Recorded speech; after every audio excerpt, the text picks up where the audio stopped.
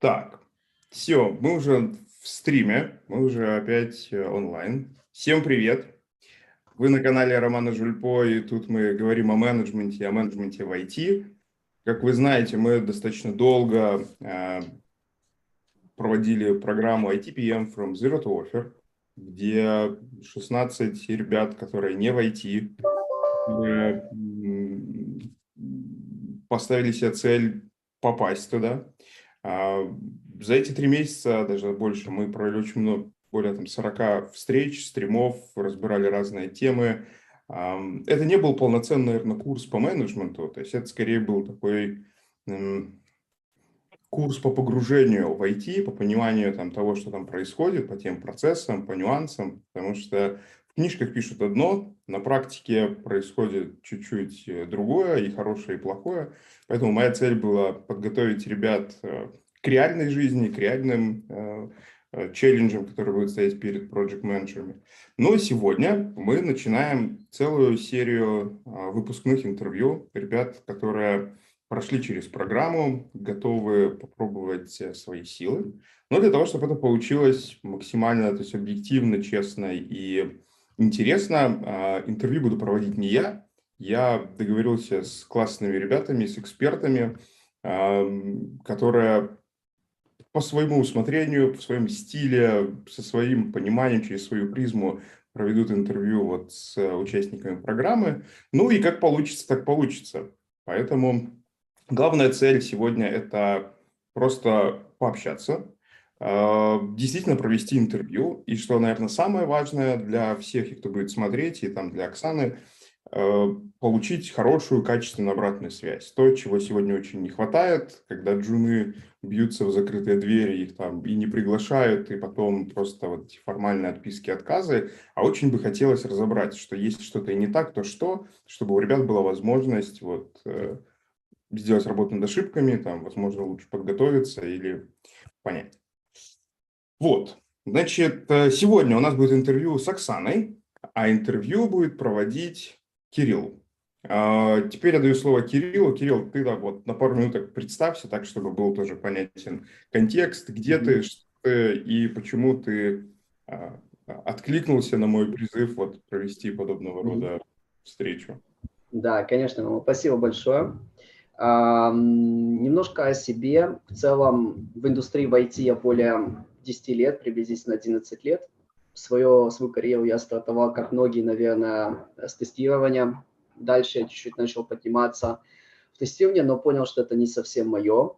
Вот. И моя была стихия – это какой-то менеджмент. Вот. Соответственно, у меня так посчастливилось мне стартануть работу как проектного менеджера. Долгие годы я работал им, был на разных позициях, от джуна до delivery менеджера. Потом я работал еще как групп-менеджером, групп-лидом, head of PM даже был. И сегодня, по сути, я работаю директором компании, это украинская компания, мы занимаемся машинным обучением, искусственным интеллектом. Вот. То есть сегодня, в принципе, компания состоит из 172 человека, включая меня. Большинство из ребят это технари, как разработчики, проектные менеджеры и аналитики. Вот, то есть там определенная специфика есть своя. Вот. Почему я откликнулся? На самом деле несколько причин. Первая причина, потому что я постоянно тоже как-то вижу очень много ребят, особенно в LinkedIn, которые пишут, как сложно, как сложно. И у меня прям душа кричит, потому что на самом деле есть очень много, скажем так, направлений, куда мы двигаемся, которые они не совсем правильные. И это, конечно же, немножко портит движение человека, у которого, в принципе, есть потенциал, может быть потенциал.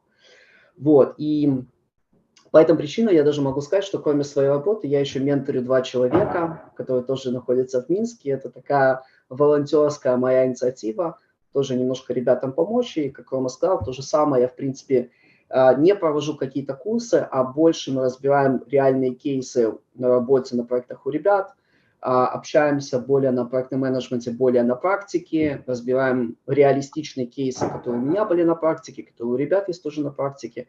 именно с целью, чтобы чуть-чуть помочь и сделать вот этот узкий мир IT чуть-чуть более веселым, потому что, конечно же, последнее время он стал немножко грустным. И это немножко, я думаю, заметно всем. Это вот немножко обо мне, поэтому я готов, в принципе, начинать. Супер. Так, ну, Оксана расскажет о себе непосредственно в процессе интервью. Я тогда занимаю позицию именно модератора, то есть и выключаюсь из диалога. Единственное, я задам общий тайминг, то есть мы очень хотели бы попасть в целом там час 30, но это уже с обратной связью. Поэтому вот ориентируемся, наверное, то есть на основную часть интервью примерно 1 час, и дальше еще после интервью поговорим вот в качестве рефлексии. Плюс параллельно, так как мы в стриме, я думаю, что кто-то тоже может подключиться, какие-то вопросы могут там появляться. Я тогда в каких-нибудь паузах буду их вам вставлять. Собственно, все. Передаю тогда бразды правления микрофон Кириллу. Я выключу камеру, чтобы вам не мешать такой эффект присутствия.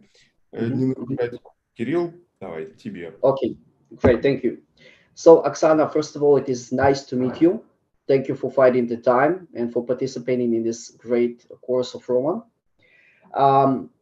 Let's maybe start with some kind of short introduction, just to get to know you a little bit better. For sure, it is interesting to understand your personal motivation to become a project manager. What drives you? This is important to understand because you need this kind of motivation, and for sure, just to understand your general background, if it is possible.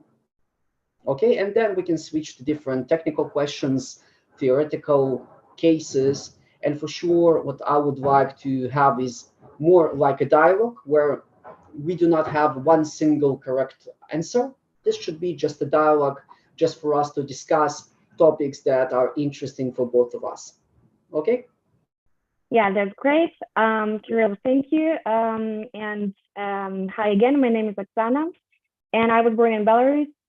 And back in high school, I learned to set goals and achieve that goals efficiently. So thus I set a goal to become a student of one of the very prestigious at that time faculty in Belarusian State Economic University with very high passing score, the Faculty of International Business, and studied there for free. And actually, there were only like around 10 free places for the whole Belarus. And I'm very proud of myself that I achieved that goal. And like, I think due to my big desire to study and my consistency.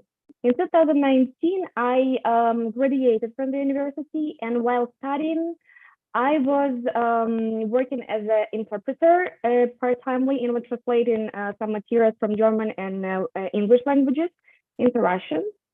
So far, this job taught me to be super focused, concentrated, disciplined, and also I learned how to keep my documents updated, structured, and organized. So my professional experience, I started 3.5 years ago in a marketing and sales company as a technical support manager. I was obliged to communicate with clients and solve all kinds of problems from interpersonal to technical. So at that position, I actually learned how to be a problem solver, really a creative problem solver. So due to my efficient work, after 2.5 months, I was promoted to a new position, head of compliance. And I already started managing a team of 3 people. So that's actually where my first management experience began. And I was dealing with the document of automation process and was ensuring that all the duties were done in the line with law. So after 4 months, really after hard work and after due to my ambitions, I was promoted to a new position as a managing director, and I took this responsible position. It was a bit of challenge for me because of the lack of the experience and knowledge. But however, I put myself together and started to gain the knowledge from scratch, learning even at night to succeed on that position. I was directing the company with 40 plus employees and checking its daily business operations, and was making sure that the company achieves its business objectives efficiently and effectively. besides of that, I was doing like lots of different stuff like HR, accounting, governmental reports, like office management, just because I started in this company when this company was still like new on the market. It's like only 1 year the company was existing. And that's why I was growing together with that company. When I came, so I started to do everything and I was continuing to do everything, like absolutely everything in the company, like what concerns like managerial things. So actually working on that position, I learned that teamwork is really important. I learned to build like effective communication processes and to work really under pressure because my founder was Israeli, and it's a kind of tricky way to work with Israelis. So I learned to work under pressure, limited time, tension, and so on. So while working as a managing director in that position, I was also offered to work as a CEO in another crypto forex company and manage daily operations there because the company was facing some problems with overspending. And exactly in that company, I was dealing just only with finance, was like doing P&L reports, balance reports, and etc. And I managed actually to cut expenses by 15% of that company. And actually, that was the place where I learned to work with huge budgets because I was dealing with clients' money because it's like forex company, and also the budget of the company, and the amounts were really huge. So at some point, I started to think that I cannot find myself as a high level specialist in any of the mentioned above skills because of my scope of responsibilities was too wide, and I couldn't grow as I felt I couldn't grow anymore in that company. So I decided to apply my managerial experience and my knowledge to project management in IT. Why IT? Because of career opportunities and career growth, because it's really important for me. So in the beginning of October 2022, I quitted the job and started to grow as a PM. And the fact also about me is I'm still in good contact with my ex-employer, dealing with his personal issues, super personal issues, and some serious company issues, as he has a very high level of trust towards me. So as the start point, like I took courses in the Hard Academy in project management. I got certified in project management with Google. This week, I'm also passing PSM1 exam. And I was a participant of this amazing program, a TPM from zero to offer. And right now, I'm also a participant of another program, improving my background. So, and like what concerns my hobbies, I love gym. Like I love spending time with my family, having long walks, playing basketball, volleyball, and love cars, and of course traveling. Already have 15 plus countries in my bag, and the plans are really like huge. Thank you. Okay, great. Thank you. Thank you for introducing yourself. Okay, so you've mentioned that you've worked as a manager, and you've mentioned that it is important to find the right communication with people, teamwork, stress, and being able to deal with those kind of difficult situations.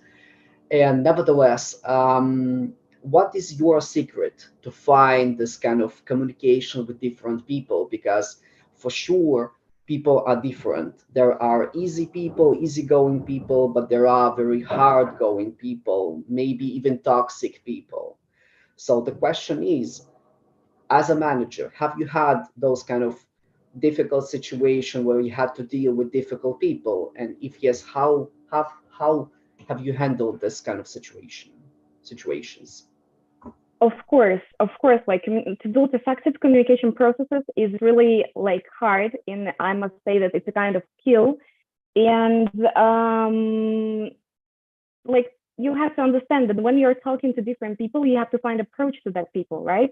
So it's not like you're just have the same patterns of communication to everyone. I mean, for example, with my boss, who was difficult he was like super rash and aggressive in decisions.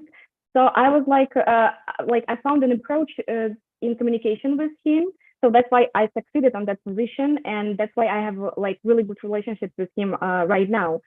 What concerns like employees, it's really very important to know that every individual in the company, you have to value him as an individual, like a team member.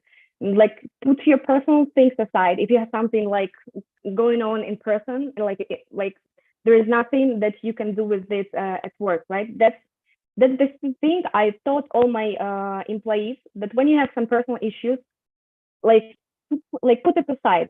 Like on the work, we deal only with work, and these problems can be dealt. I mean, and that's why actually I didn't have really big communication problems with my employees, because I always try to be like effective in listening, like empathetic. And one situation I remember that there was a big fight between two employees, and I was the person who was solving this actually conflict. And what happened? I mean, I explained that like there were two girls, so they were fighting that they were working in different departments, and one girl was like saying that I'm right, and the second like no, that I'm right, because they were protecting their job that they are doing in different departments. So, and I was like dealing with conflict, and I explained just these girls that look, I mean, every situation on the work can be solved. You have to be just patient, you have to be just calm, not to shout at each other, and just to sit down and try to find an effective solution to this problem. And Okay, that's so why, yeah. actually, sorry. Okay, that's great, but let's make a simulation now. Mm-hmm. So, do you agree that maybe as you are aware that every day a project manager has some kind of status meeting with the team, stand up, status, daily, whatever we can call this. But we all have to be in this meeting. This is important for us, for sure, to understand exactly what's going on in our project. So let's assume that I'm your team member, Mm-hmm. backend developer, whatever, it doesn't matter. And I'm not just coming to this stand-up.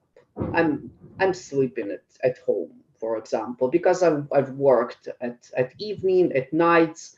This is more preferable for me. I'm thinking more better at night. I'm a night person. And for sure, I would like to sleep till 1, 2, 3 o'clock after this. And for sure, this is not interesting for me to get up in the morning when you have a stand up and to come to your stand up. So let's make a simulation now. So I'm your employee. For sure, you would like me to come because maybe I'm doing maybe important tasks, and for sure you would like to understand what's going on there. But I'm not there, and I don't want to come. So, Okay. and this is a conversation between a project manager and a team member. So what would you say to me? Okay. First of all, I would like, okay, hi Kirill. Um, hope you're like having a good time. So I want to ask you, why you're not coming to daily stand up? Because I've worked during last evening, and as I've mentioned to you previously, I'm better thinking at evening at night, and I don't even understand why should I come to this stand-up. It is important for me to complete my tasks.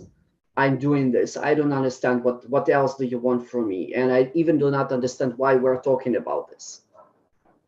Okay, so you're like basically working at night, right? And No, it's great for me to make a cup of coffee. That's great. Yeah. okay, what's it's perfect time for you to have a like daily stand up? Well, I don't know. I even do not understand why should I come to this meeting. I mean, all we talk about is some kind of status, and well, but you are aware of my status. You should know the status without me. I don't even understand why should I explain to you what's going on because you're a project manager, not me. Okay, like you have to understand that you're a very like valuable employee in the team, right? And the team needs you, and daily stand-ups that we are like having all day. I'm not. It's not just to Sorry, check the sorry. statuses and So if whatever. I'm a valuable employee, then I do not understand why I get a salary of not valuable employee. So if I'm so valuable and you want me to do extra, so okay, let's talk about some kind of compensation, and But maybe we can think about this. That's okay. Yeah, okay, I got your point. If you're not satisfied with your salary, I mean, let's discuss it at one-to-one. I will prepare like a plan. You will tell me Well, everything that you're not this is now satisfied. one-to-one, but that's not one-to-one now. Why can't we talk about this now? So Because I have a salary of $4,000. Well, mhm. if you will get me 5,000, okay, great, no problem here. Can we agree on this, by the way? I mean, 5,000, like, come on, Kirill, it's like something that we need to, I need to think and I need to provide you an answer later. I understand that you're not satisfied with your salary, but you have to understand that this is a rule in the team you're working, and there No, is a no, no, kind no. of responsibility that That's you're not a rule. That's not a rule. That's your rule. That's not a rule in the company. When I signed the contract, nobody said to me that you should come to stand-ups because this is part of policies, the company's policy. This is your policy as a project manager, and I'm okay with this. But as I've okay. mentioned, you want me to do extras because I'm doing my tasks, you know. So if you want me to do extras to come to different meetings, okay, but Okay, let me ask you you this. have some kind of motivation and Let well, financial motivation. That's great. Okay, I got your point, and I will handle this issue, this question that you just told me. Okay, but just tell me one thing, right? Your motivation is only finance. You are not like thinking that the product you're creating is valuable.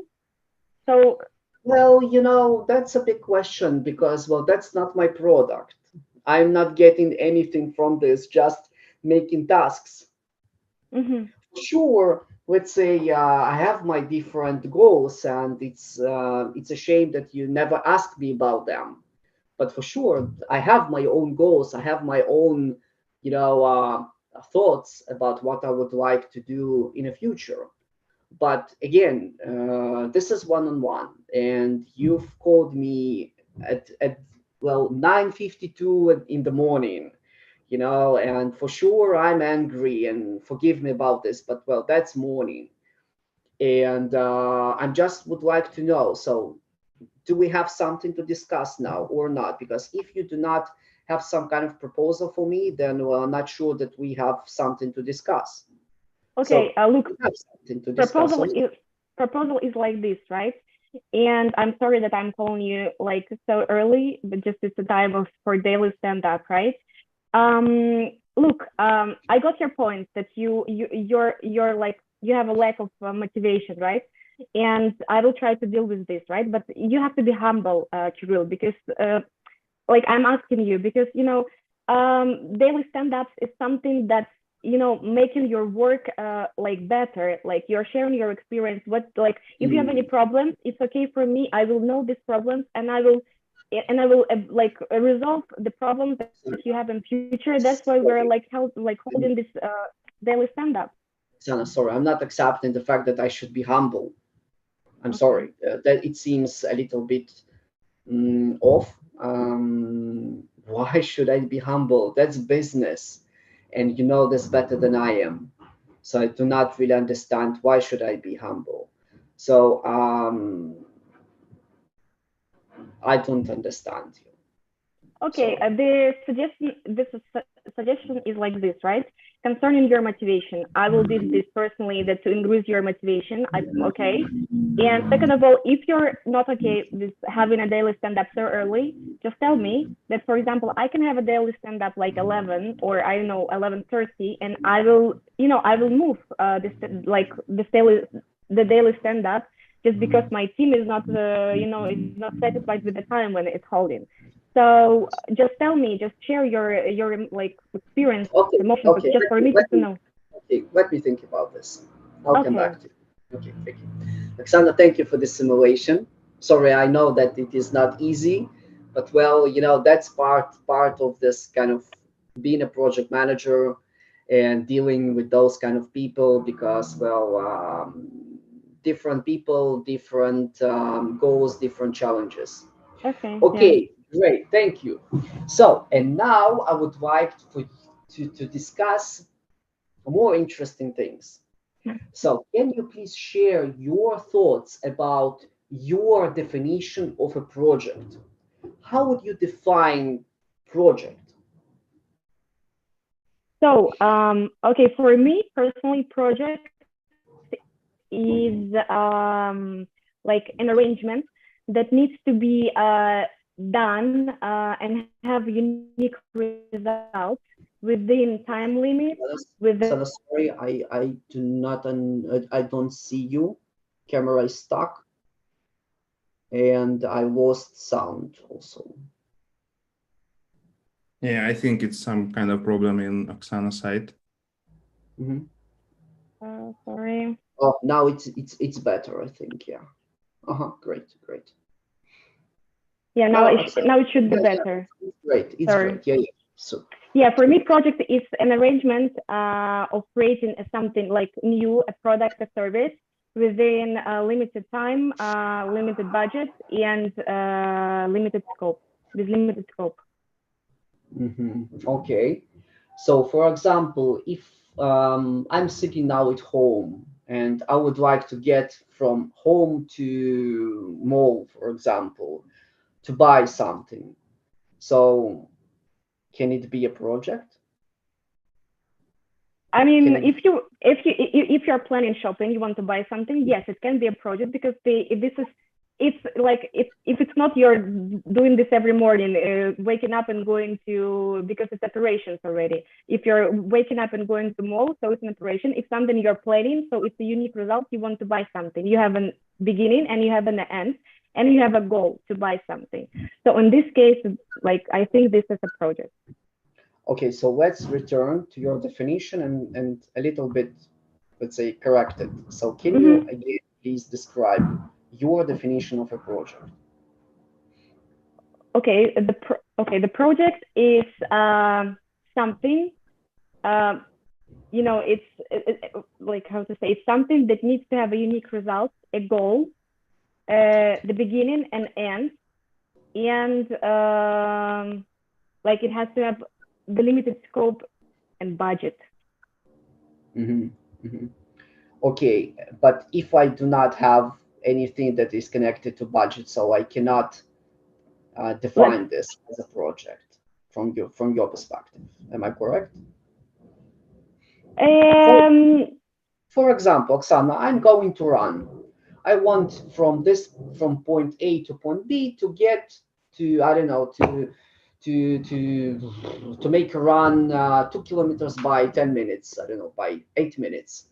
So from your definition, we cannot call this as a project. Yeah. Because we do not have any budgets and any scope. I'm confused, but I think it's like, 1 second, let me think. Sure. Take your time.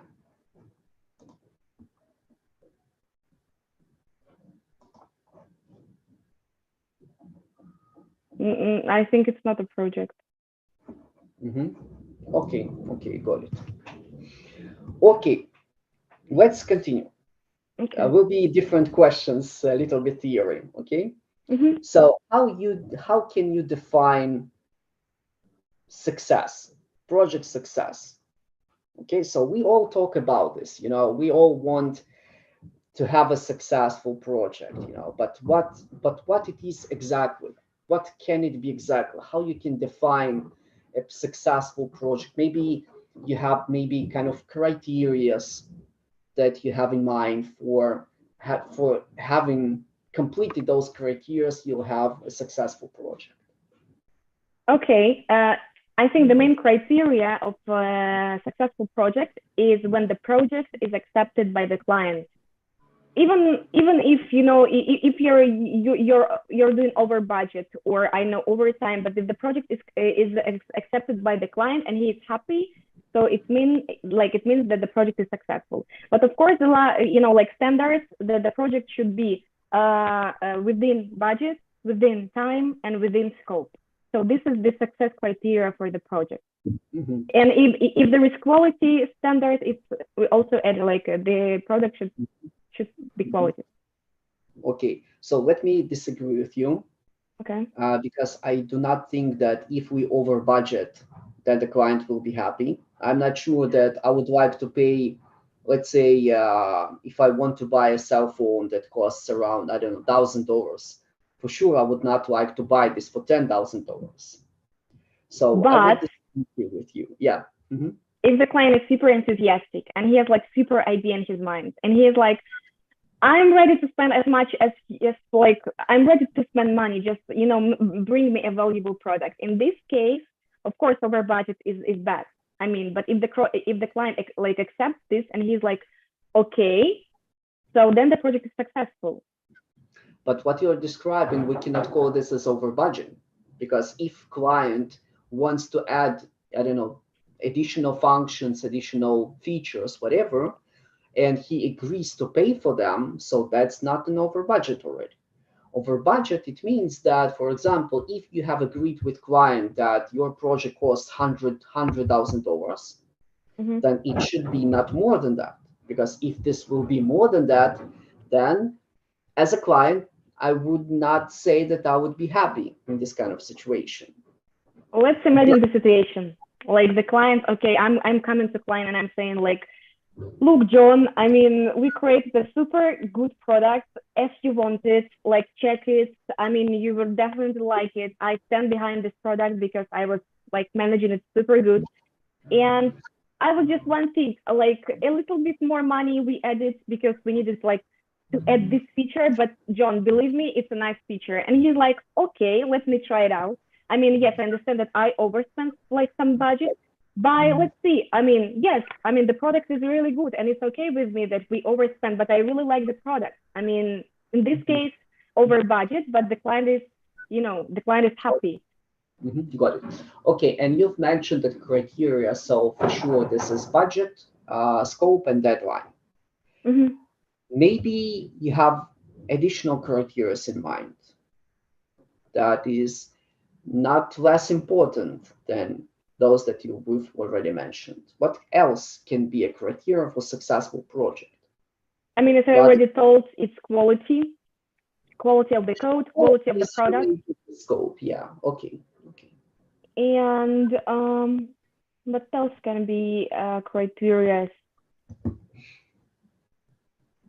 I know for you as a as a project manager, maybe it's your team satisfaction of working with you. It's also for you a success criteria, and for the project, it's Can a kind be. of Can be for sure. For example, if you have a project but your team dies there, and after the project they need 2 months of vacations just to feel a little bit more relaxed, so of course that's a bad situation. So yeah, I fully agree that this could be team satisfaction.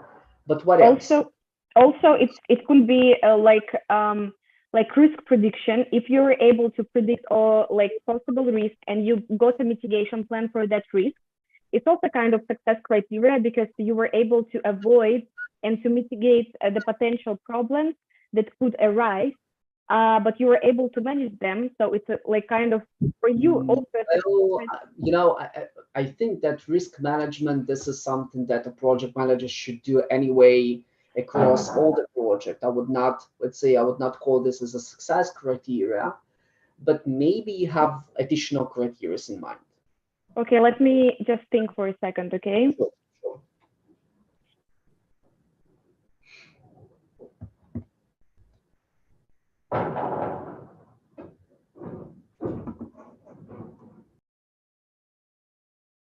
Maybe also the success criteria may be how the product is perceived by users, because you create a product not for a client like in generally, but for users. And if you got if you were able to get all the feedback, all the like marketing analysis, and you created a product that is successful by users, it's also success. Okay, let's assume that this is the case. But if I'm, for example, if I'm the owner of this product, so what can I get from this product? For example, clients are happy, they use this kind of product. But what I Profit. get from this profit. So Another additional criteria, just a second, Oksana, we are nearly there, okay? Again, so we have scope, we have deadline, we have budget, and profitability of our project. Yeah, okay. Okay, you have to remember, Oksana, that a project that is not profitable, this is not interesting for the company. And for sure, we do not want to lose money, because if we start to lose money, then that's just, we should just cut off this client, project manager, maybe a team, because by the end of the day, your company wants to gain money. They want to see cash by the end of the day. For example, as I am, as a manager of the company, what interesting for me by the end of the day, because I do not see, my guys as a project managers. They manage their project daily in the daily basis. But what I see is numbers, financial numbers. And if I see some kind of, so we've planned to get, I don't know, 10,000, but we got 5, then for sure I have questions to the team, guys, what happened there? Okay. Yeah, that's true. So one of the important things is to remember profitability. This is one of the most important criteria, because budget, that's for client, that's great. We need to stick to our plans, but for sure we have to remember that your company have your back, but you have to also to have their back as well as the profitability of the project. Okay, great. So can you maybe also describe as simple as it is project life cycle, and what kind of artifacts project manager can have from different phases of this project lifecycle? Okay. Okay. Let's say we have we have a client who has an idea and he's coming to us, and he's coming to our business development manager, and then the delivery manager is handling. We have to understand, because there is a process called pre-sale, right? So we have to basically understand the basic idea of the client and understand if we have an app specialist, stack and everything to create this product. So, and when the client is coming with already software requirements, so we don't actually begin discovery phase. So we just make a quick estimation and send a proposal to a client, right? After if the client doesn't have a software requirement, so we propose the client to begin the discovery phase. It's just for us to understand how long the project will take, and what we need for that, and what's the idea, what's the requirements, what's the estimation. And after the discovery phase, it's usually 3-4 weeks. So we have some artifacts, first of all, it's very important, it's vision and scope documents. Yeah, it's basic information, the market analysis, everything with the idea, statistics. Then we have to have a kind of estimation document, a kind of test plan, and resource plan. And with all these documents, we come to the client and say look, this is we prepared for this project.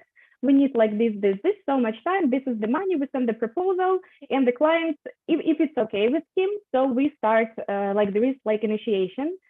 So initiation is a kind of, again, we discuss the idea and the artifacts of the initiation phase. It's a project charter, where we already formally authorize the project, and the project charter is designed by the client. So with basic information with the stakeholders, what's the idea, what's the resources, who is who is in the project, and onboarding page. If it's Confluence we're using, so there is an onboarding page where we also have basic information about the project. If new employees are coming, so they have the information about the project to get in quickly. So after we have planning, it's very important stage, because on this actual stage, we have to plan everything carefully. And you as a project manager, you have to be responsible absolutely for this stage, because so you make estimation, you make a composition, you make a risk registers, you make again test plan already, everything more carefully. You have a team already, not full team, but you already start to plan the project carefully. So after Sorry for interrupting you. So you are currently describing some kind of planning phase. So can you maybe describe by PMBOK, by the way, what is for you project management plan? Project management plan is by PMBOK, please. no okay. By PMBOK, I'm afraid that I will not be able to do that. But project plan. From your perspective, what is it for you? A project management plan. So what can it be consisted of? So the project management plan is it's a kind of document where we understand how the project will actually run, the deliverables, the milestones, like everything that we will have during this project. It's like a roadmap, I think, project plan. I mean, we just plan the key components of the project. And besides the project plan, we have like additional documents, like technical documentation, like architecture vision. That's also important documents, but it's already other documents. But in project plan, we just the main things we have in these documents. So again, project management plan for you, this is what? This is a document. Yes. Where the main criteria of the project are defined. Main deliverables, main milestones. Yes, give me an example. I don't know. Let's say we create like a web service, like e-commerce platform, right? And for selling products, let's say it's like, and for example, in project plan, so we have it's like DBS, maybe something like that. We like make the composition, right? We assign who is doing what, and we plan, we make an estimation, and we see visually everything, how it's going. I mean, what task is taken. Okay, so from your perspective, project management plan is some kind of scope plan, let's say. Yes, something, as I understand. Okay, Oksana, thank you. So we have 15 minutes. No, that's strange. Oh, really? So now it is 10:12. Roma, are you here? So do we have about 15-20 minutes to complete? Yeah, of course, you can continue. Okay, so we have to hurry. Okay, Oksana, thank you. So now let's move to question. This is just, realistic case where, as I've mentioned, there is no one right question here. This is just for us to discuss. So let's imagine that I'm a client, you're a project manager, of course, and I'm coming to your company. This is not my first time, with different tasks. And let's assume that I have a task. I have 100 requirements, that what I need is, let's say, 100 scripts. As simple as it is, I just want you to take script. Yeah, the script, code, whatever. So just want for you to take a requirement, what is written there, and to implement this. So what I want to get as an output is 100 something. It doesn't matter what, 100 apples, it doesn't matter, okay? You have 100 requirements. What I want is for you to implement them. So I want to have 100 outputs, scripts, something, documents. Okay, just to understand these requirements, they are functional or non-functional? Functional requirements. They're written well. They've already been reviewed a couple of times. Everything is great there. Okay, just to understand, you're as a client, we have a project together, or you're just coming? We will discuss this. Yes. So I have a task.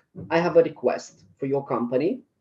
Okay. That I have 100 requirements, and I need for you to implement them. So as an output, I want to receive 100 files. Okay, as simple as it is, simple as it doesn't matter what kind of industry, doesn't matter. 100 files. Okay. No, but what's the value of this 100 requirements? A value for me, this is let's say automotive industry. This is related to car safety, let's say. Okay, it doesn't matter. So this is not the main thing here in this task. Okay. So you have 100 requirements. What I want to get from you is 100 files, implementation of those requirements. Now, the deadline is 3 months, but the main thing is that we cannot move this deadline any further because I'm a bad client. I've already committed to my end users, and I have only 3 months. From the start of this project, I have only 3 months. We cannot move this. Additional thing is that you have a team of, let's say, 5 developers, okay? And this is not your first time. This is your team. You're familiar with this team. You know their possibilities. You have maybe statistics on them, whatever. And in order to, let's say, the project is so complex, is so complicated, that in order for you to add additional people to your team, they have to learn more than 6 months. So it means that if you have a deadline of 3 months, well, you cannot add additional people to your team. So you have only your 5 people, of course, from your company, I mean, yeah?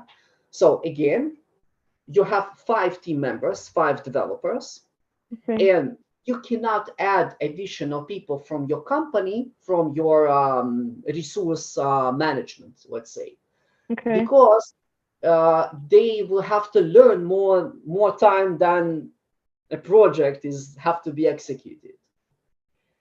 And now you have a problem. And the problem is that after you've reviewed the tasks, talked to your team, understood what needs to be done, you realize that from those 100 requirements, you can implement during those 3 months only 50.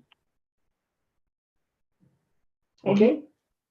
And now, for sure, the question is that you have to come to me as a client in order to discuss and to propose some kind of solution, some kind of proposal, some kind of number that you and me can agree and start the project. For sure, I would not be happy to receive an idea that you're able to do only half of this, but your task is to propose maybe different kind of solutions, ideas on what can be done here in order to agree with me on the start of this project. Okay, first of all, I want just to clarify. I agreed to make this 100 requirements without speaking to my team and understand No. You've talked to your team. You've received the request only. You haven't given me any answer yet. You've received a request from a client. For sure, you went to your team, you've discussed, you saw what have to be done. And after those discussions, you understand that currently, from your team's availability, possibility, expertise, and all those things, during those 3 months, you're able to do only 50. Okay. And now you have a meeting with me in order to discuss this. Okay, Kirill. Look, I have got your idea, right? That you want these 100 requirements to be implemented, and you want to get some kind of output, like 100 files, right? First of all, are you sure that we cannot are you sure that I spoke to my team, right? And what I can offer for you right now, because my team is not I have 5 developers, right? My team is of 5 people, and they don't have that much competence to fulfill all the 100 requirements. Moreover, we have a time of 3 months. So that's why we cannot add some more people to make this project successful. But what I suggest, maybe I have already checked from these 100 requirements, we can buy some functions, right? We can buy from outsource, like some functionalities to actually cut the requirements. I already found sources, and what's left we can fulfill during like three months, right? I did not follow you. So you would like to buy things? That's, I'm not sure how this is possible because, well, that's something our internal things. I'm not sure that you can buy those things outside. And your next proposal was, sorry, didn't get it. It's, are you sure that we cannot extend the project like over 3 months? Maybe you can speak with some people No, who you sorry. promised, because, you know, That's from not, yeah, as a that's not possible. Yeah, sorry. yes. That's Okay. While speaking with my team, I also spoke with the subject matter expert, and he told that actually for this project, so we need like a little bit more time. 3 months, it's a kind of you know, not enough for this requirement that you actually have offered. So you're not agreed to buy some functions because I can send you some sources you not like. how it's possible. This is our internal development.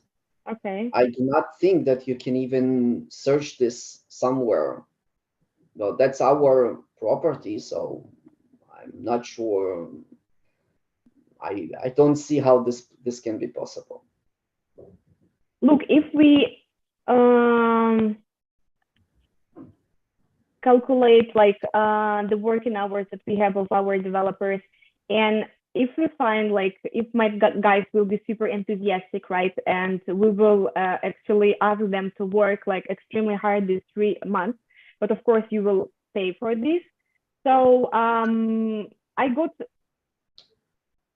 So are like, you telling me that you were make your team work overtimes? no, it's not like overtime, but I spoke with my team, and there is a possibility that they will like work for money, of course, more than actually than like normal working days, like So it's taken. that's an overtimes. That's So, working working hours. but this is paid overtimes, and the company or the developers agreed to that. But okay, Are Oksana. you So are you okay with that, overpaying? no, that's okay. I have money. That's Okay. fine. I have money. That's not a money issue here. But are you sure that you would like to, let's say, eliminate your team members Of course, finally? it's not. Because that's just for you to understand, Oksana. That's really hard work. That's really hard work. And I fully understand that those 3 months, that's for sure, that's a hard deadline to reach. I fully understand this. But what you're proposing is that you will just, you know, well, after those kind of projects, team members are usually just going home. So are you sure that you would like to have your team that you've worked with them more than 2 years for them after this project to go home? Because Of that's course, what no. happens. That will happen after this project. So Of course, no. maybe have additional proposals besides overtimes. But let me ask you this question, right? Why you just came to us now only when you thought that you will need like more time for understanding the project itself? Why you didn't come like before a little bit? That's a good question. Maybe it was my mistake because the industry pushes forward, and there is time to market and things that need to be done. And well, Oksana, the reality that well, product companies they'll always work in those kind of pressures and hard deadlines, maybe even impossible deadlines. So even though that maybe I've made a mistake, but it doesn't matter that your company should not be able to do those kind of things. Look, And I'm surprised really just to hear one proposal, and this is over times. I mean, come on. okay, let me propose this, right? So if like we have 100 requirements, and to show something in the end, like an increment, like we can actually, let's say, like make 60 requirements, and we will be able to show the client in the end something valuable, right? So, and this is gonna be like 3 months exactly. We will have, and you will be able to actually show your team, your people, to who you committed that you will provide, software or something.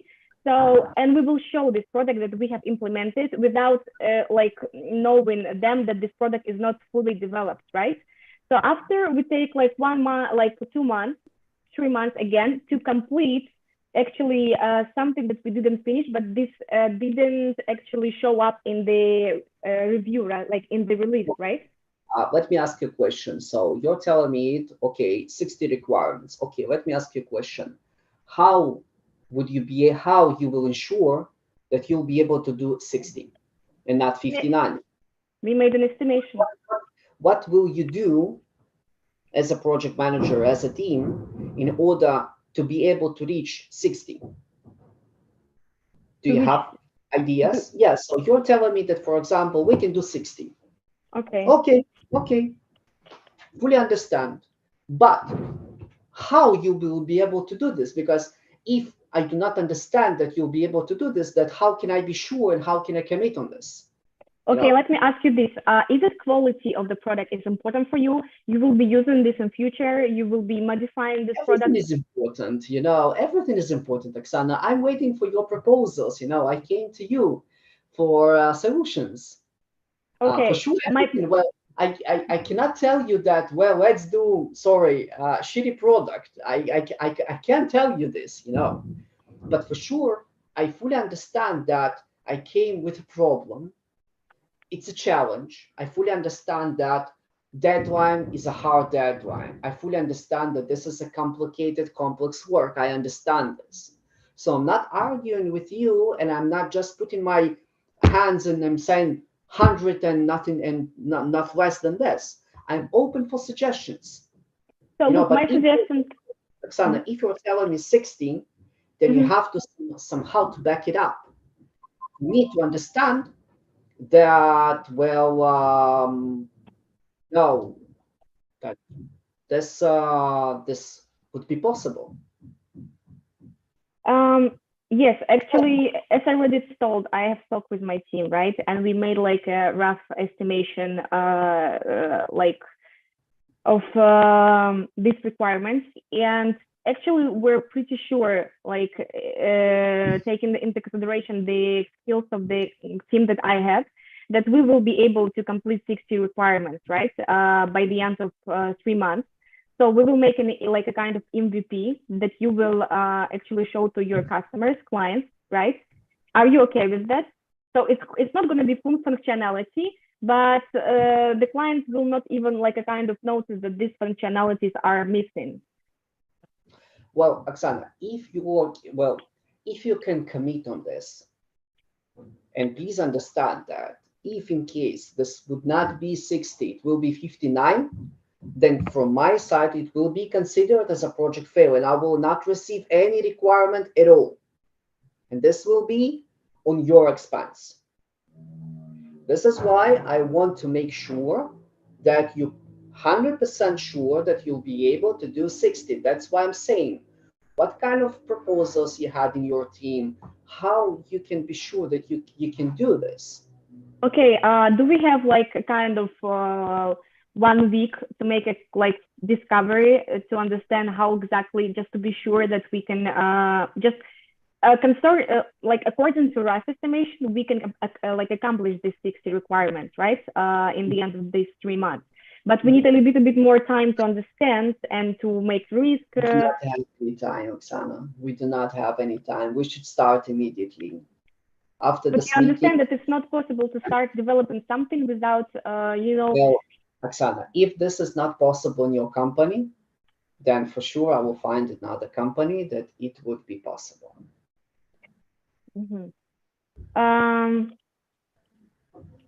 Okay, I got your point. Thank you. look, I'm not saying no, right? Because as a project manager, like all the documentations that I did, I can assure that we can make the 60 requirements in 3 months, right? According to my plan and according to the estimation. Just, are you okay with the like delivering MVP without some functionalities? You're okay with that, right?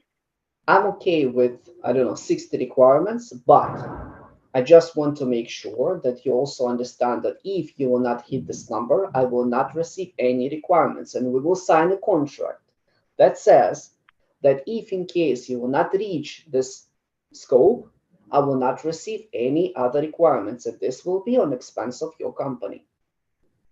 Are you okay with this? If yes, then we can just shake hands and start the project. Can we agree on this?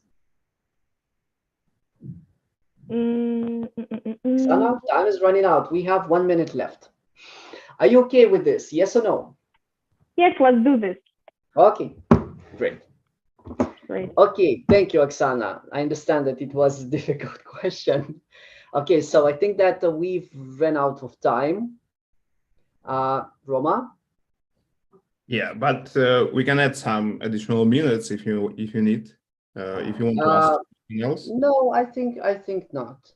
I think that we can finish the interview basically. Okay, so in that case, I interrupt into your interview. Okay, I suggest to turn it into Russian and discuss it. What's going on? Okay. Ребят, вы, конечно, задали жару. Кирилл, я большой респект. Прям много на фоне отметили, насколько ты качественно и хорошо проводишь собес. Все, конечно, жалели Оксану, потому что ты ее прям очень хорошо почелленджил. Но давайте так, такую конструкцию. Я сейчас немножко похвалю Оксану, чтобы ее вернуть в позитивное русло. Потом мы все обсудим. От тебя обратная связь, потом от меня обратная связь. Да? Да, Оксана, ты большая молодец. Ты действительно хорошо держалась. Вопросы были сложные, там, тяжелые. Поэтому все, теперь можно выдохнуть. И вот перейдем к обсуждению. Ну, давай, Кирилл, тебе сразу по горячим следам впечатления. Да, Рома, спасибо. Смотри, Оксан, прежде всего, я тоже хочу сказать, это не похвала какая-то. Смотри, тут нужно понимать, Оксан, я все в своей карьере, я никогда не был теоретиком. Мне это, наверное, никогда не нравилось, и поэтому я тебе скажу, что есть много людей, из которых я сам смогу поучиться, почитать много красивых, интересных теорий. Я всегда был практик. Потому что в конечном итоге, когда человек приходит на проект, там бабочки не летают, песни не поют, там боевая обстановка, как говорится, в бой вперед, погнали, флагом и тому подобное. Вот, поэтому я и попытался чуть-чуть где-то тебя пушить, да, именно в том русле, чтобы ты почувствовал, потому что так это на самом деле происходит на проекте.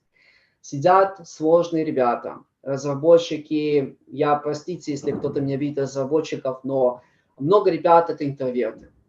И это не всегда легкая задача. Да, не всегда легкая задача там, находить общение. Клиенты бывают разные. Есть люди, которые манипулируют, истерят, пытаются вытащить скидки, как я, например, пытался с тобой сделать. Да, как бы был такие моменты. Но ты действительно классно держалась. Вот. И вот то, что ты говорила о стресс-устойчивости, я это в тебе увидел, это очень классно. Потому что скажем так, можно часами говорить о том, где человек просто, если чуть-чуть сдает позиции, все, там сыпется все моментально, и поверь, Оксан, человек может прекрасно знать теорию, но если он сдает позиции, все, там уже и сыпется и деньги, и проект, и клиент добивается все, что он хочет, и компания остается, как говорится, без ничего. Поэтому честно, ты большой молодец. Мне очень понравилось с тобой общаться. Ты такая, тоже чувствуется такая боевая девчонка. Это классно. Действительно, это классно. Теперь перейдем к некоторым комментариям по вопросам. Смотри. По поводу определения проекта. Да? Понятно, что есть очень много разных определений, которые могут быть написаны в разных источниках. Но по факту, на самом деле, в реальности, проект – это временное мероприятие, у которого есть точка старта, точка конец, конкретная цель для достижения конкретных результатов. Все. Больше там ничего не надо добавлять. Поэтому любой проект, это, как я говорю, если я сейчас хочу пойти бегать с точки А в точку Б, и у меня есть цель добиться лучшего результата в 2000 метров забег, например, да, и я хочу достичь определенного результата с 9 минут, я хочу 8, это уже может считаться проектом. Это прежде всего.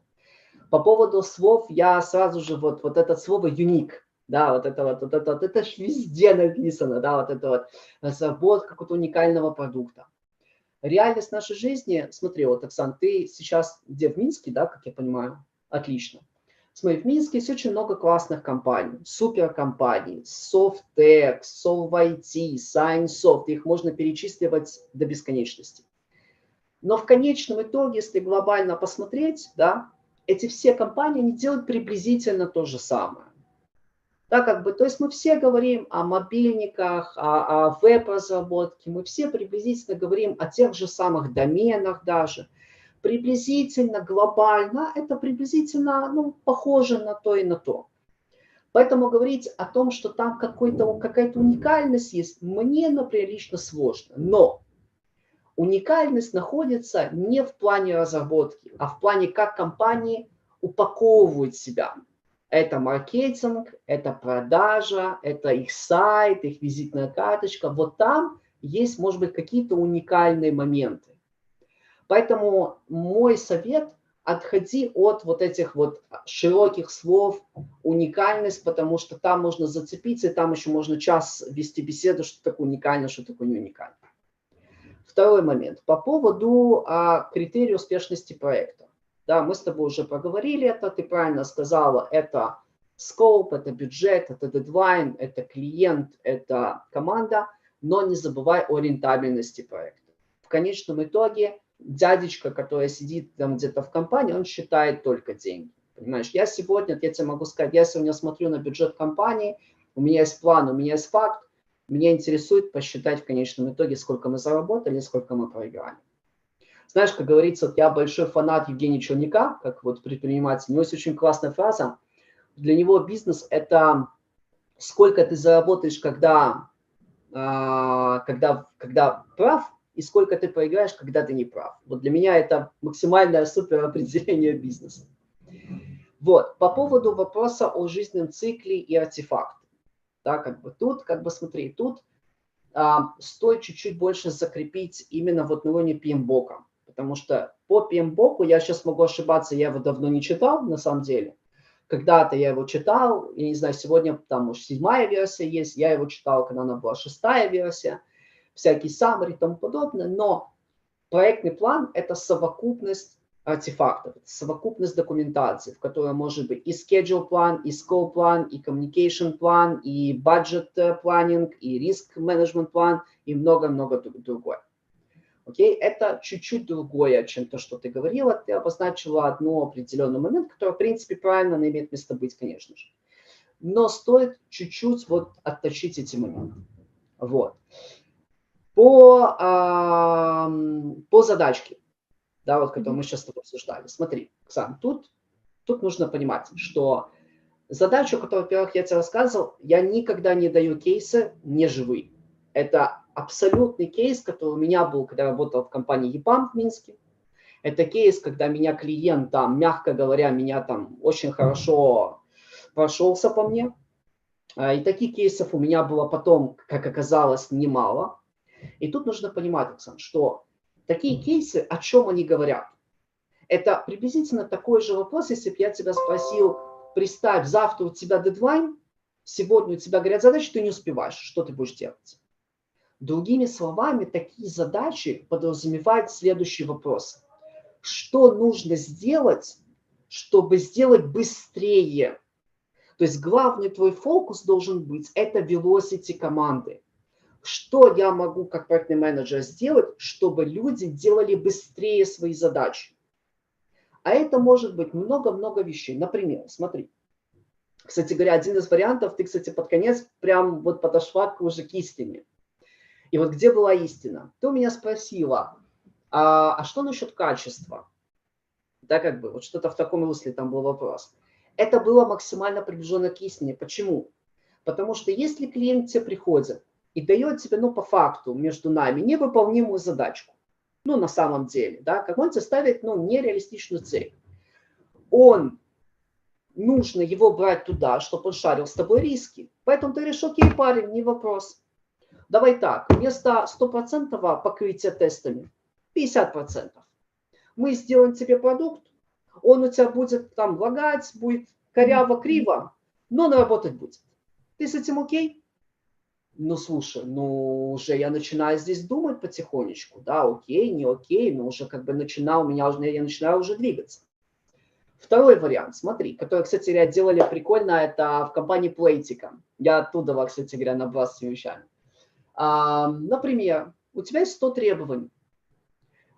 Как бы они там красиво написаны не были, но тебе никто не мешает, Оксан, это поменять требования, не меняя бизнес-валю этого требования. Например, представь, у тебя сейчас требования, нажать на кнопочку, эта кнопочка высылает какой-то сигнал, и она должна быть цвета радуги. Окей, я сделаю тебе цвет радуги, только цвет у тебя будет белый. Он будет некрасивый, этот цвет, но он работать будет. Ты с этим окей? Ну, я начинаю потихонечку думать. Третий вариант, который тоже можно использовать, кстати, конечно, может быть, не во всех кейсах, но смотри. Тебе пришел клиент. Я как клиент, Оксан, я такой же инструмент для достижения целей. Используй меня в своих целях. Приди, скажи, парень, так, смотри, а у тебя с твоей стороны технари есть? Я не могу добавлять свою команду, но ты же свой продукт знаешь. Если у тебя есть технари в твоей команде, давай к нам, парень, давай, сядем, все сделаем быстро. Понимаешь, что здесь вопрос, что сделать, чтобы можно было быстрее сделать задачу. Вот это главный вопрос на самом деле. И какую кардинальную ошибку ты сделал, Сан, вообще не связано с этим. Знаешь, какая была твоя первая главная ошибка, которая повлияла на все? Ты максимально сразу прыгнула на эту задачу. Нельзя это делать. Бери паузы. Бери всегда паузы. Никто никуда никогда не бежит. Понимаешь? Тебе дали задачу, так, парень, минуту, мне надо подумать. Все. Понимаешь, когда ты начинаешь, когда ты интуитивно сразу же знаешь, вот атакуешь задачу, ты видишь только самые поверхностные, ну, знаешь, очевидные вещи. Но задача же не об этом на самом деле. Я тебе скажу, у меня когда-то в Минске было интервью в компанию Exadel на Delivery Manager. Мне это интервью запомнилось очень хорошо, потому что это 1,5 часа, где у меня было интервью в таком стиле. Вопрос, так, подождите, минуту подумать. Вопрос, парень, минуту, я же попросил. Следующий вопрос, вот у меня вот так было интервью. И он мне в конце такой говорит, подожди, Кирилл, а ты там вспоминаешь или ты думаешь? Я говорю, вы знаете, у меня там целый процесс происходит, как говорится, дайте мне минутку, я сейчас я приду как бы к этому. То есть не спеши, никогда не спеши, понимаешь? Бери паузу, это очень сильный инструмент брать паузу, понимаешь, вот в этом плане. Еще какие были моменты? Смотри, в самом начале, Оксана, когда ты рассказывала о себе, да, тут нужно понимать, что смотри, любой человек, который сидит и задает тебе вопросы, ну вот я тебе скажу, смотри, вот у меня сейчас, да, это мой рабочий день. У меня вот уже в чатике там дофига там сообщений и так далее. То есть, понимаешь, когда это много насыщенно, я перестаю слышать уже. И ты должна помнить, что собеседник вот на этом уровне тебя будет слышать первые полминуты. Дальше он начнет отвлекаться, он куда-то там, это будет неинтересно и так далее. То есть твоя задача – это уложиться максимально в полминуты и рассказать самые важные, релевантные моменты, которые могут человека зацепить. Потом уже можно дальше, вот смотри, вот как у нас с тобой произошло. Я зацепился за что? За коммуникацию, да, как бы мне было интересно. Я чуть-чуть пошел в ту сторону, как говорится, да.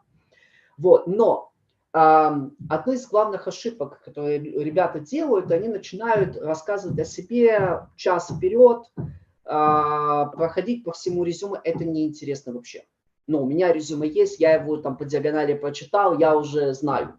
Мне важно услышать что-то, что меня зацепит. И вот это то, что ты должна помнить. Когда ты рассказываешь о себе, ты должна зацепить собеседника, понимаешь, чем-то, понимаешь? То есть какими-то вещами, да, вот смотри, вот мне, например, понравилась о коммуникации, да, ты рассказал, что я работала general менеджером, да, мне это, ну, конечно, мне это сегодня близко, да, как бы, то есть, ну, я сразу же, у меня мысли, о, там, знаешь, как диалог там можно там уже какой-то развивать, мне это близко, мне это зацепило. Понимаешь, вот это что очень важно. И самое главное, фокусироваться на главные вещи. На главные вещи. Я тебе скажу. В предыдущей компании, где я работал групп-менеджером, у меня был рассказ такой: так, ребята, меня зовут та-та-та-то, я пришел с IT там и там. Так, моя работа сегодня разделяется на 4 направления. Первое направление – это delivery, второе – people management, третье – PMO, четвертое – это там глобально по компании, sales и тому подобное. Предложение, все. Ребята, я готов к вашим вопросам. Все. Понимаешь, четко, конкретно и по делу. Тезисно, конкретно. Это самое главное. Вот эти вот вещи. Вот. Ну и кроме этого, в целом, мне понравилось общение. Еще раз хочу подчеркнуть, что действительно очень, понимаешь, вот есть, вот я недавно читал книгу, есть, как в книге написано, 3 типа людей, когда вот люди общаются. Есть тон голоса, знаешь, такой, как ночного диджея FM, такой, как Джо Дассен, такой низкий, успокаивающий голос. Есть такой улыбчивый, игривый, есть такой доминантный. Я вот человек, я такой, как улыбчивый, да, как бы, и это очень классная манипуляция, кстати говоря, можно этим взять. И вот ты такой же, я чувствую, что ты вот улыбчивый человек. Больше этого, Оксана. Больше улыбайся, не стесняйся, там, называй человека по имени, на ты сразу же. Все окей. Просто вот, понимаешь, то есть ты должна показать, ребята, я, как говорится, I'm in business. Знаешь, как говорится, cut the bullshit. Ребята, мы пришли серьезно поговорить о серьезных вещах. Все, не больше этого. Оксан, молодец, спасибо тебе большое за беседу. Мне очень понравилось, честно, мне очень понравилось. Рома, если можно, я хочу еще. Без проблем. Слушай, ну вот самый важный вопрос, и вот тут ребят тоже в чате спрашивают. Ну вот давай так, честно, объективно, понятно, сейчас неприменимо. Сделал бы такому кандидату оффер? Ну, понятно, все зависит от позиции, там какие-то, но вот in general, несмотря там на ошибки или вот... Или вообще, как ты делаешь оффер? Как ты принимаешь решение, делать оффер или нет? Вот что у тебя Да. Ну, смотрите, давайте отвечу на первый вопрос. Я бы предложил бы человеку еще раз пообщаться. Мне, на самом деле, мне не хватило чуть-чуть времени, потому что у меня были еще вопросы. Я бы хотел бы чуть-чуть более, как сказать, чуть-чуть более пойти в детали. Например, мне очень интересно понять, например, как человек будет планировать спринты, да, как бы, какой процесс для него это, какая для него, как он будет выбирать вообще, вот, какой фреймворк, пойдет он в Scrum, пойдет он в Kanban, что-то другое будет. То есть на этом этапе у меня, скажем так, нету достаточной информации, которой я бы хотел, чтобы финально принять решение. Поэтому для меня это означало бы, что я бы хотел провести еще собес, чтобы действительно углубиться, а второй собес, перехожу к следующему вопросу, он в 3 раза сложнее. То есть нужно понимать, что как бы у меня нету, как сказать, будет это звучать, может быть, глупо, наивно, банально, да, но у меня на уровне собеса пощады нет. То есть у меня это бизнес, ребят. Как бы вот и все, у меня это бизнес. Поэтому как бы я максимально объективно задаю вопросы, потом максимально объективно принимаю решения. По каким критериям я принимаю решение? Мне нужно понять следующую вещь. Если сегодня человек приходит на проект, что он будет там делать? Вот я хочу для себя ответить на вопрос, что человек этот будет делать на проекте. Он придет, он будет смотреть, как вот, знаете, есть простой пример, вопрос, ну вот завтра ты приходишь, какой порядок дня у PM? Да, как бы и очень много отвечают, ну я приду, почитаю имейл. Нет, ребята, вообще никакого имейла, вообще нет. Я хочу увидеть, что у человека есть четкое понимание, что произошло с его проектом в предыдущий день. Я хочу понять, что у человека есть четкое понимание, что происходит у него сейчас и что будет происходить завтра. Вот это у человека должен быть, и с этим человек должен работать с утра до вечера, ночь, день, выходные, что бы там ни было. Поэтому, как я принимаю решение? Несколько этапов. Первый этап – это больше ознакомления, пообщаться general, получить какое-то general понимание, о чем человек. Если все good, мне человек нравится, мы идем на следующее собеседование, где там, конечно же, я прохожусь уже как ураган, что называется, но это говорит, потому что человек тоже может пройтись по мне. Вот. И тогда, по сути, человек идет думать, я иду думать. Если человек не сдал позиции, держится и подает надежды, то я буду с удовольствием работать с этим человеком. Более этого хочу сказать, что если человек проходит сложное собеседование, это говорит о том, что я могу с человеком говорить немножко тоже о другой сумме денег. Потому что я понимаю уже на этом этапе какие-то перспективы. Вот как-то так. Соответственно, следующий вопрос с Оксаной. Идем во второй раунд. Я бы пошел, да. Отлично. Тогда мы на фоне договоримся. Так, у нас еще есть пару минут, я тоже чуть-чуть добавлю вот со своей стороны. Понятно, что у Кирилла свой экспириенс. Он и сам был в роли интервьюера, да, и сам проходил жесткие собеседования. Но так как у нас больше тоже там чуть-чуть образовательно, и что добавлю? Вот из общих вещей. То есть Кирилл это об этом очень хорошо сказал. PM, он должен быть хорошим переговорщиком. Особенно если мы говорим вот в конструкции, когда это услуги, когда это аутсорс, когда ты PM и представляешь там заказчика, представляешь исполнителя, да, там перед заказчиком. Поэтому очень важно не сдавать позиции. Вот то, о чем мы сегодня поговорили. Да? И дальше тоже нужно у себя иметь определенные заготовки.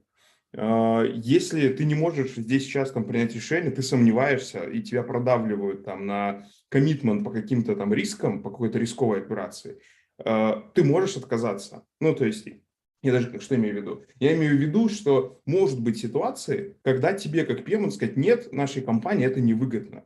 Да, мы не можем на это закоммититься, потому что риски превышают там возможную, то есть, маржинальность. Да? Но с этим, конечно, надо быть очень осторожно. Поэтому ты должна держать у себя это в голове, что твоя задача в таких вот кейсах не только согласиться, не только сделать так, чтобы клиент там максимально удовлетворился. Поэтому вот эту позицию, вот с точки зрения переговоров, надо всегда себе оставлять, понимать, что у тебя есть точка невозврата, да, то есть куда мы не проваливаемся. Дальше понятно, что с другой стороны цель все-таки с клиентом договориться. Поэтому надо прощупать, а какая точка невозврата у клиента, насколько вот он тоже держит там эту свою позицию. И вот уже исходя из этого, вот находить, где, на каком этапе можем остановиться. Да? При этом, вот тоже Кирилл правильно отметил, особенно вот это было показательно, если клиент ставит нереальную задачу, он сам об этом понимает. Ну, то есть его задача тебя продавить, чтобы ты, там, скажем так, или там отжать, там часто такие слова звучат, да, то есть продавить тебя, твою маржинальность, твое что-то еще для того, чтобы вопрос, где ты остановишься. Да, можно идти на уступки, но не всегда.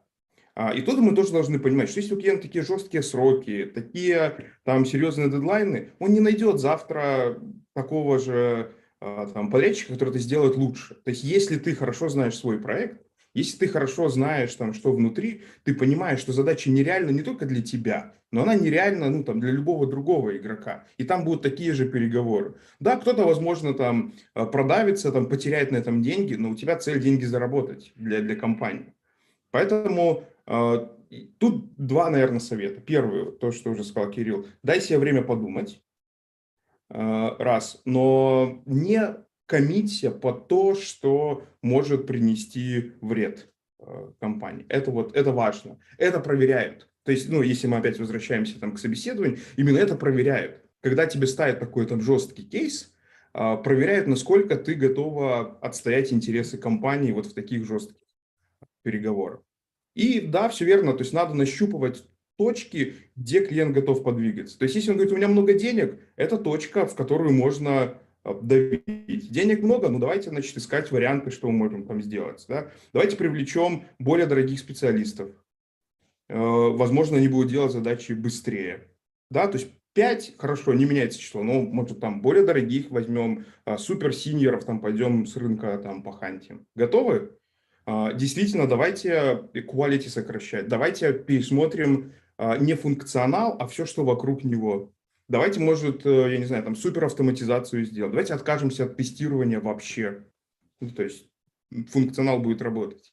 Ну, то есть вот в ту сторону. И действительно, как сказать, важно разделить риски в такой ситуации. То есть не просто мы приняли риски, да, мы сейчас все сделаем, там будем ночами не спать, и вам... Нет, шерим риски. То есть вот, собственно, в этом как бы и суть переговоров жестких. Жесткий кейс, вопрос только в том, есть точки у одной и второй стороны, и важно там, желательно вот эту вот границу где-нибудь там посередине это зафиксировать, а не только там сдать шаг назад. Еще что? Я вот тоже добавлю, что тебе надо стараться быть чуть лаконичней. И в первой части, особенно вот в introduction, надо заготовить какой-нибудь pitch там, да, вот на действительно 1-2 минуты.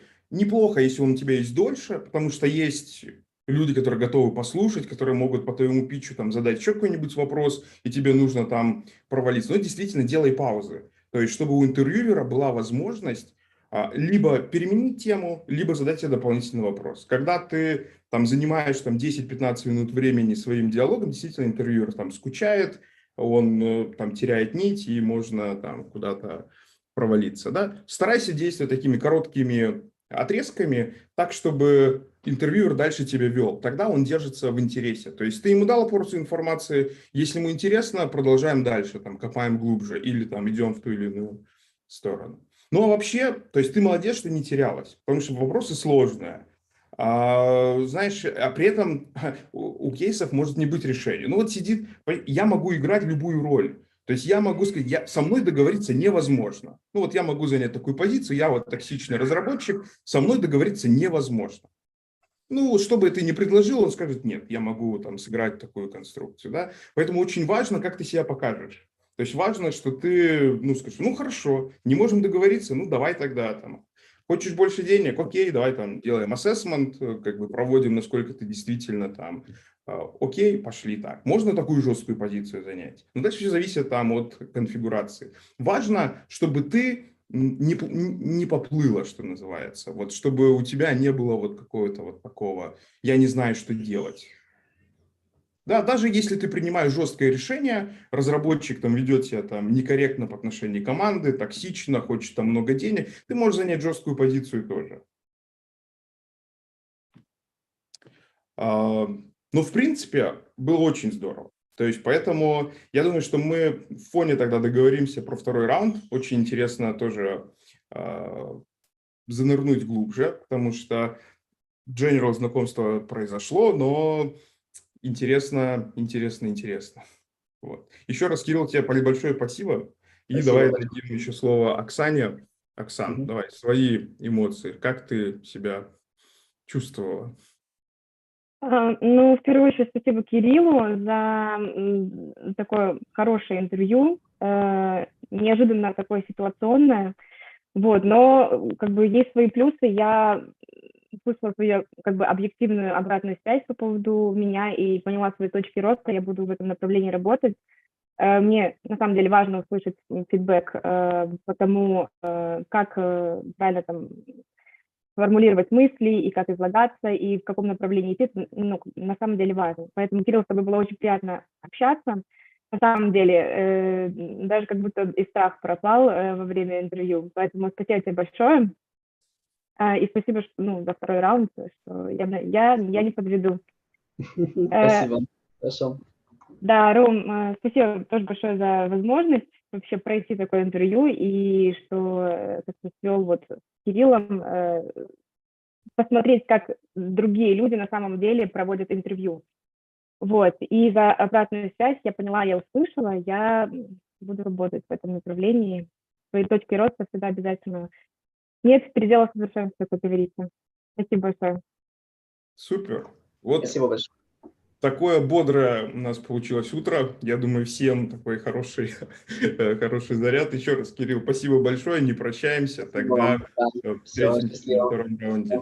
Всем Все. пока. Всем пока.